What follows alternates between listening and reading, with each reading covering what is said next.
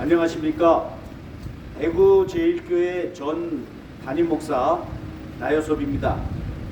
오늘은 고린도전서 3장 16절에서 17절의 말씀을 가지고 말씀을 전하도록 하겠습니다. 제목은 하나님의 영과 성전입니다. 오늘 말씀을 보게 되면 하나님의 영이 거하는 곳에 곧 성전이다. 성전은 거룩하기 때문에 이를 더럽히는 자에게 벌이 임할 것이다 라는 내용이 기록이 되어 있습니다. 여러분, 여기에서 우리는 성전에 대한 새로운 개념을 보게 됩니다. 하나님은 사도 바울을 통해서 하나님의 성전을 이스라엘 땅에 국한시키지 않고 이방 땅 전 세계를 향하여 퍼뜨려 나가도록 말씀하고 있습니다. 이러한 점에서 획기적이고 확대적이고 매우 창의적인 이러한 모습을 우리들에게 보여주고 계시죠. 여러분, 우선 예루살렘 성전에 대해서 생각을 해보십시다. 유대인들은 예루살렘에 있는 성전에만 하나님이 계신다 이렇게 믿고 가르쳤죠. 그래서 슈키나 하나님의 임재입니다.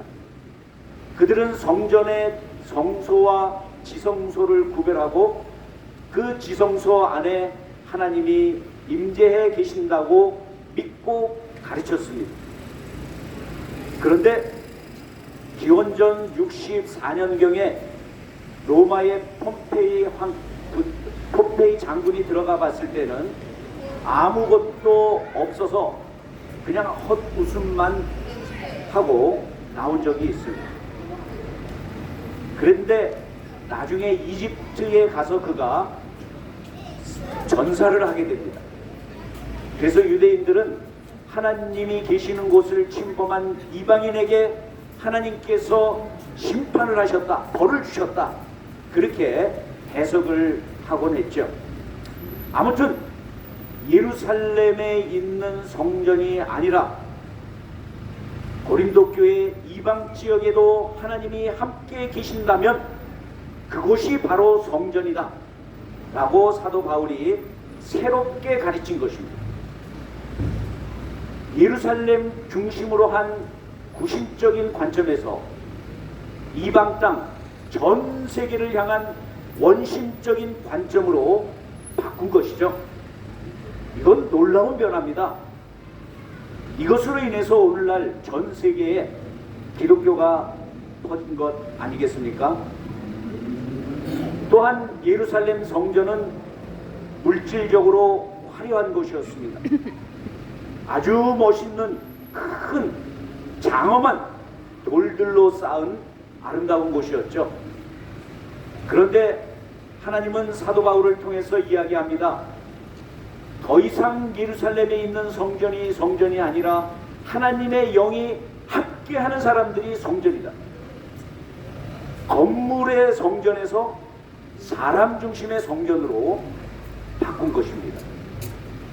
그렇기 때문에 오늘 우리가 성전을 순례하지 아니하고 우리가 살고 있는 이 땅 이곳에서 하나님을 예배하는 권리가 주어진 것이죠.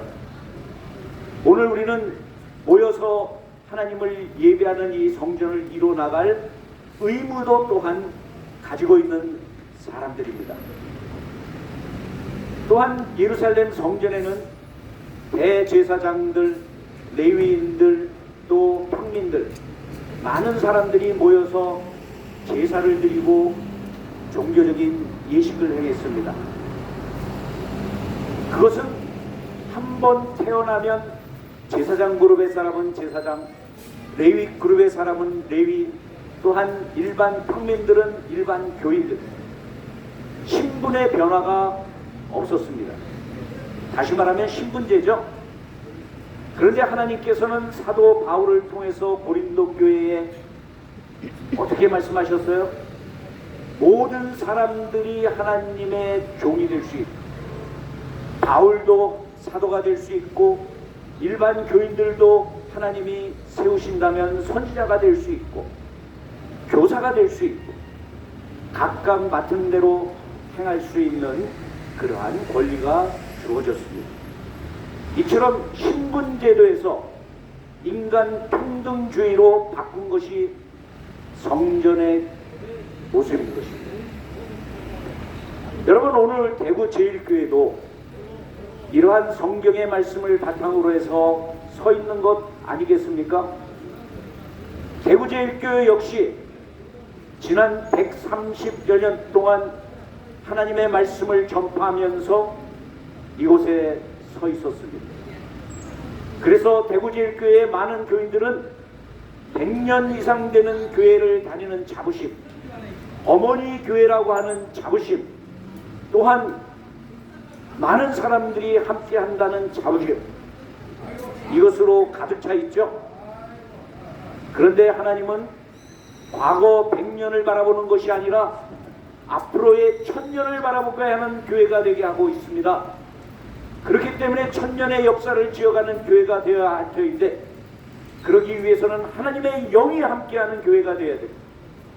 하나님의 영이 함께하지 않는다면 이 교회도 사그라질 것입니다. 저는 하나님의 영이 함께하는 교회가 되어서 정말 1000년 동안 이 나라 이 민족을 이끌 수 있는 대구 제1교회가 되기를 간절히 바라고 있습니다. 여러분, 또 대구 제1교회 다니는 많은 교인들은 이 교회가 가지고 있는 힘으로 인해서 자부심을 느끼기도 합니다. 그러다 보니까 기득권층이 되어서 자기의 유익, 자기의 명예, 자기의 자랑을, 자부심을 가지고 나갈 때가 많이 있습니다.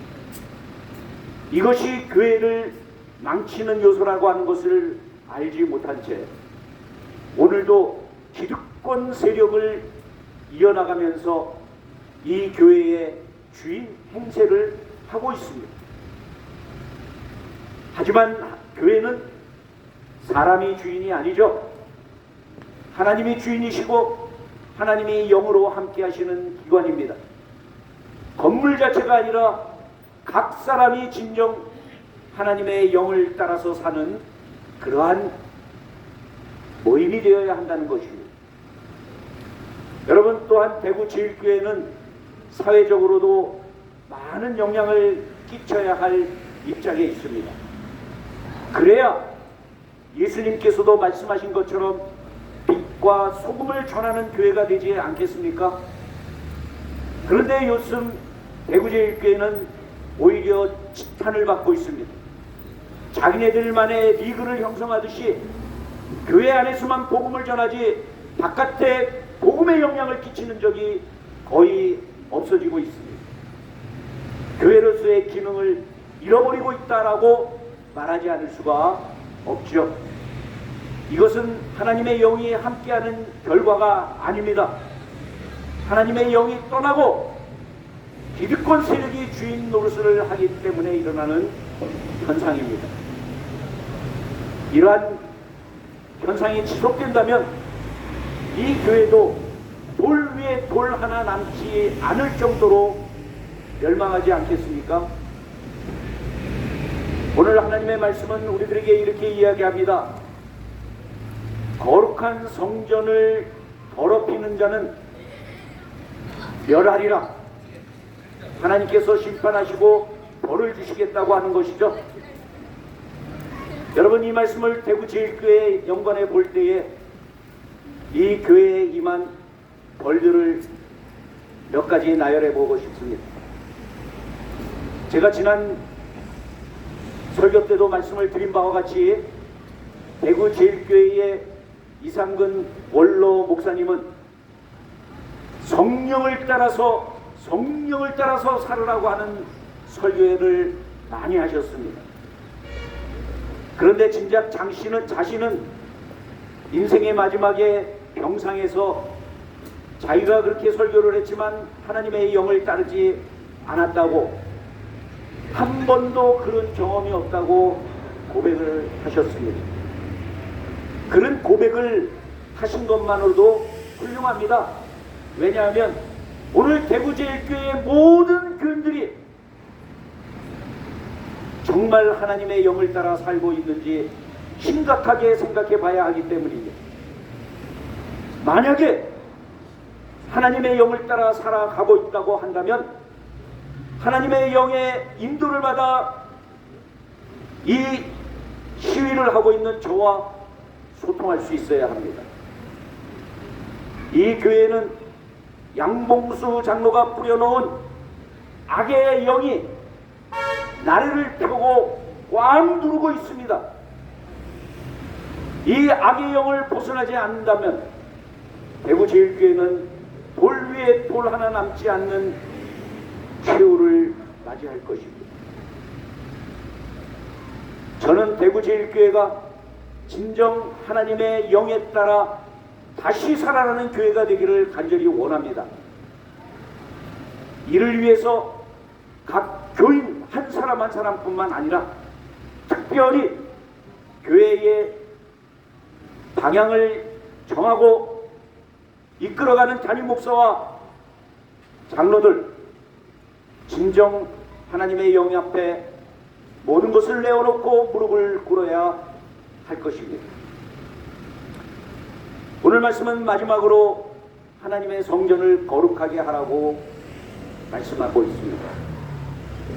저도 이 일을 위해서 이 시간 시위를 하고 말씀을 전하고 있지만 오늘 여기에 함께하고 있는 분들 하나님께서 보내신 사자들입니다. 지난번 말씀을 통해서 전한 바와 같이 너희들이 외치지 아니하면 이 돌들로 하여금 외치게 하리라. 예수님이 누가복음 19장 40절에서 말씀하신 거 아닙니까? 대구제일교회 안에서 외쳐야 할 사람들이 외치지 아니하니까 하나님은 이분들을 보내서 외치게 하신 것이고 또한 심각한 경고를 전한 것 아니겠습니까? 더 시간이 늦기 전에 대구제일교회 담임 목사님과 장로님들 하나님의 영 앞에 나와 진솔하게 무릎을 꿇으십시오. 그리고 하나님의 영이 인도하는 길로 가시기 바랍니다. 결론을 맺겠습니다. 하나님의 영은 지금 대구제일교회에 무엇을 원하시는가? 회개하기를 원하고 계십니다.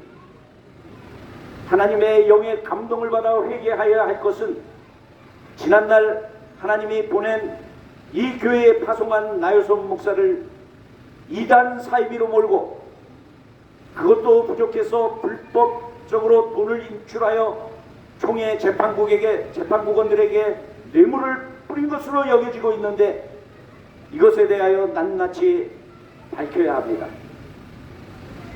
만약 그러한 일을 했다고 한다면 정말 무릎을 꿇고 눈물을 흘리며 제위에 앉아서 회개하여야 합니다.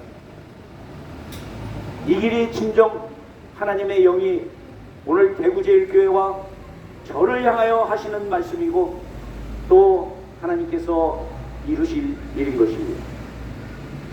저는 다시 한번 마지막으로 부탁합니다. 제 부탁이 아닙니다. 하나님의 명령입니다. 어떤 분들은 지나가면서 20년 전 일을 갖고 꺼내서 뭐 하느냐 이렇게 얘기하지만 하나님의 심판은 영혼 속에 있습니다. 20년이 아니라 70년이 지난 일제강점시대의 문제도 오늘날 해결하는데 20년이 아니라 영생을 바라보고 있는 기독교의 말씀 가운데 하나님의 말씀으로 이 문제를 해결해야 한다는 것입니다. 저도 오늘 하나님의 명령에 따라서 이 일을 하고 있는데 제가 만약에 제 뜻대로 하고 하나님의 영의 인도를 따르지 않는다고 한다면 제가 벌을 받을 것입니다. 그러나 저는 하나님이 하라 하셨기 때문에 이 자리에 나와 외치고 있는 것을 말씀을 드리면서 오늘 말씀 마치도록 하겠습니다. 들어주셔서 대단히 감사합니다.